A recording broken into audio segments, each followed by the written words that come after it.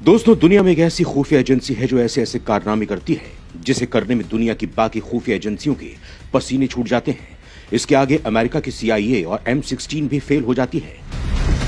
इतना ही नहीं, इस खुफिया एजेंसी की ताकत को देखते हुए अमेरिका को भी इसकी सहायता लेने के लिए मजबूर होना पड़ गया था। यहाँ सबसे ज्यादा हैरानी वाली बात यह है कि जिस देश की ये खुफिया एजेंसी है वो भारत के मिजोरम राज्य जितना छोटा है, लेकिन इसके कारनामे कई गुना बड़े हैं।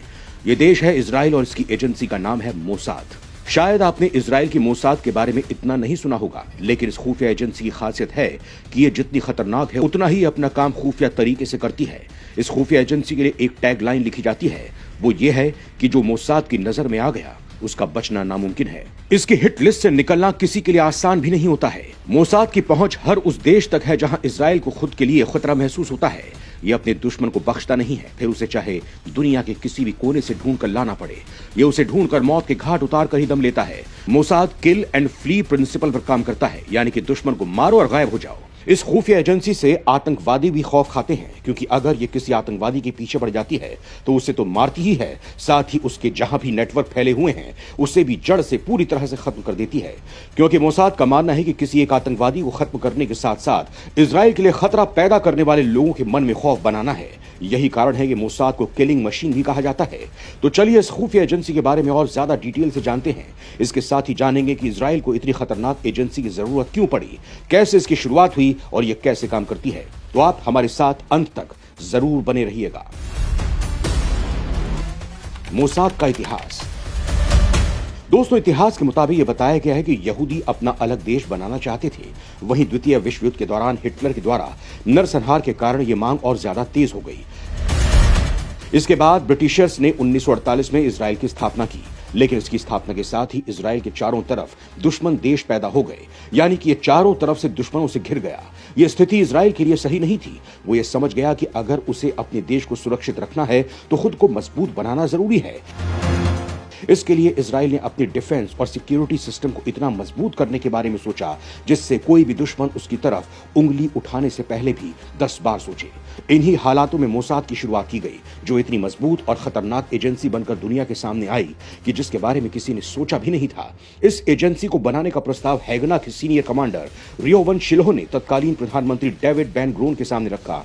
तब डेविड ने 13 दिसंबर 1949 में मोसाद की स्थापना की। तब इसका नाम सेंट्रल इंस्टीट्यूशन फॉर कोऑर्डिनेशन रखा गया था। फिर साल 1951 में नाम बदलकर मोसाद रखा गया। इसके साथ ही इसे प्रधानमंत्री कार्यालय के अधीन कर दिया गया। वैसे आपको बता दें कि मोसाद के सफर की शुरुआत तो इजराइल के बनने से पहले ही शुरू हो चुकी थी। दरअसल जब हिटलर और उसकी नाजी फौज यूरोप पर अत्याचार कर रहे थे, तब यूरोप में मिलिट्री फोर्स का गठन किया गया था। वहीं हर सैन्य संगठन की रक्षा के लिए खुफिया संगठन को बनाया भी गया। इन्हीं सैन्य संगठन में से एक संगठन था जिसका नाम था हगाना, और इसकी खुफिया एजेंसी का नाम था साही, जिसकी स्थापना 1940 के लगभग हुई थी। वहीं जब इजराइल को बनाया गया तो उसके बाद मोसाद की स्थापना में साही का बड़ा हाथ माना जाता है। मोसाद के पहले डायरेक्टर रियोवन शिलोह बने और वो 1952 में रिटायर हो गए। इसके बाद इजल हराल ने इसकी कमान संभाली। उन्होंने ही मोसाद को एक खूंखार और खतरनाक एजेंसी में बदल दिया। मोसाद के स्ट्रक्चर की बात करें तो इजराइल में 3 खुफिया एजेंसी हैं, जिसमें पहली है अमन, दूसरी domestic security agency Shin Bet, तीसरी है मोसाद जो नेशनल इंटरनेशनल एजेंसी है। दोस्तों, मोसाद का मेन मकसद है आतंकवाद को खत्म करना, देश के खुफिया जानकारी जुटाना, और तीसरा है देश के दुश्मन को खत्म करना। इसके लिए मोसाद के एजेंटों को खुली छूट है। इसके साथ ही मोसाद के लिए उसके purpose, objective, role, mission, power और बजट किसी भी लॉ के तहत डिफाइन नहीं किए गए हैं। इससे ये किसी भी बंदिश में काम नहीं करते हैं और उसे अंजाम तक पहुंचाते हैं। वैसे इसका सालाना बजट $3 बिलियन के लगभग है। मोसाद में करीब 7,000 लोग काम करते हैं। इसके 8 डिपार्टमेंट्स हैं, जिसमें 3 सबसे ज्यादा जरूरी हैं, जिसमें पहला है कलेक्शन डिवीजन। इसके अफसर दूसरे देशों में जाकर सारी जानकारी हासिल करते हैं। वहीं दूसरा है स्पेशल ऑपरेशन डिवीजन, जिसे मेतसदा के नाम से भी जाना जाता है। यह डिपार्टमेंट हाईली सेंसेशनल एक्सटेंशन या जानबूझकर किए जाने वाले डिस्ट्रक्शन और पैरामिलिट्री के कारनामों पर निगरानी रखता है। वहीं पॉलिटिकल एक्शन और लिजन डिपार्टमेंट फ्रेंडली फॉरेन इंटेलिजेंस के साथ काम करता है। वहीं LAP डिपार्टमेंट साइकोलॉजिकल और डिस्ट्रक्टिव वॉरफेयर मिशन पर काम करता है। वहीं रिसर्च डिपार्टमेंट इंटेलिजेंस प्रोडक्शन के साथ और technology department advance technology department के साथ काम करता है। ये मोसाद का पूरा स्ट्रक्चर है। यहाँ मोसाद का हर एम्प्लॉय पूरी शिद्दत के साथ काम करता है। इसका एक एजेंट ही कई सैनिकों के बराबर होते हैं, जो अकेले ही बड़े से बड़े ऑपरेशन को सक्सेसफुली पूरा कर देते हैं, जिससे हर एजेंट को कड़ी ट्रेनिंग से गुजरना पड़ता है। जिसके बाद वो इतने मजबूत हो जाते हैं कि हर परेशानी उन्हें छोटी लगती है। मोसाद की ताकत का अंदाजा तब लगा जब इजराइल के अरब देशों के साथ युद्ध छिड़ गया। वो उन सभी युद्ध में जीत गया। आज भी मोसाद अपने देश के हर नागरिक की सुरक्षा पर पूरी नजर बनाए रखता है। कोई भी खतरा महसूस होने पर उसे खत्म कर देता है। वहीं इजराइल की सरकार भी मोसाद का पूरा साथ देती है। वैसे तो इजराइल भारत के मिजोरम राज्य के बराबर है और आबादी में उत्तर प्रदेश की आबादी से कम है, लेकिन इसकी ताकत इतनी है कि दुनिया के सुपर पावर भी अपने घुटने टेक देते हैं। मोसाद ने अपने 73 साल के सफर में करीब 2700 ऑपरेशन को पूरा किया। यहाँ के इन्वेस्टिगेटिव जर्नलिस्ट रोनिन बर्गरमन का कहना है कि दूसरे विश्व युद्ध में पश्चिमी देशों के बाद इजराइल ने सबसे ज्यादा हत्या की है और उन्होंने ये बात न्यूयॉर्क टाइम की राइड एंड किल फर्स्ट में लिखी है। दोस्तों, मोसाद के कारनामों की लिस्ट बहुत लंबी है, लेकिन यहाँ हम उन मेन ऑपरेशंस के बारे में जानेंगे जिसके बाद मोसाद का नाम पूरी दुनिया में छा गया। जिसमें पहला है ऑपरेशन थंडरबोल्ट। ये एक सामान्य दिन था। तारीख थी 27 जून 1976 जब तेल अवीव से पेरिस के लिए एयर फ्रांस के एक विमान ने उड़ान भरी। इस विमान में करीब 248 यात्री मौजूद थे। इस विमान की उड़ान के कुछ देर बाद ये खबर सामने आई कि ये हाईजैक हो गया है। ये popular front for the liberation of फिलिस्तीन के सदस्यों ने हाईजैक किया था। इस प्लेन को युगांडा में लैंड करवाया गया। वहीं युगांडा में तानाशाह ने भी हाईजैकर्स का साथ दिया। हाईजैकर्स ने अपनी डिमांड में 50 से ज्यादा फिलिस्तीनियों की रिहाई की मांग की जो इजराइल और अन्य जेलों में बंद थे। हाईजैकर्स की डिमांड के बाद इजराइल और फ्रांस की एजेंसियां एक्टिव हो गईं, लेकिन मोसाद ने युगांडा में घुसकर अपने नागरिकों को सुरक्षित बाहर निकाल लिया। वहीं एक मिशन के दौरान दुबई के अल बुस्ताना रोताना होटल में 19 जनवरी 2010 को आतंकी संगठन हमास के लिए हथियार सप्लाई करने वाले महमूद अल मबहू की हत्या कर दी गई।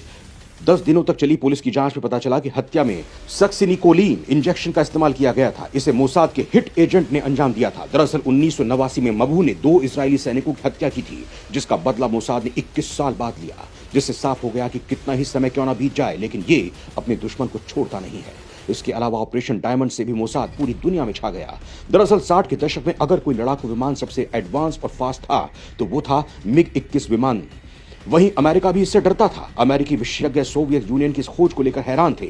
सोवियत एयरफोर्स में इसे 1959 में शामिल किया गया था। उस समय मिग-21 की दुनिया में बहुत डिमांड थी।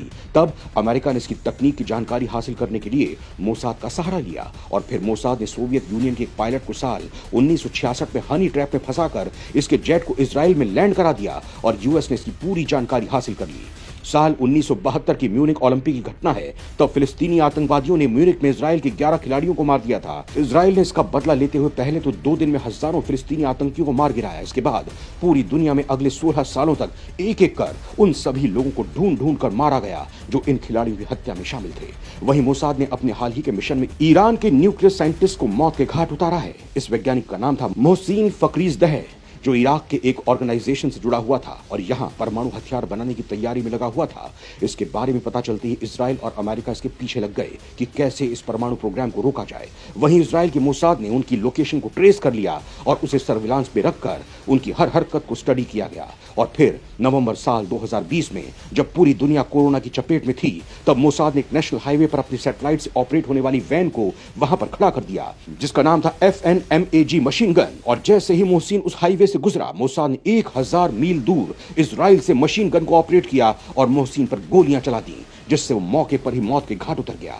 वैसे जैसे ही मोहसिन की सिक्योरिटी मोसाद की वैन के पास बढ़ी, वो सेकंड्स में ही आग का गोला बन गई और सारे सबूत खत्म हो गए।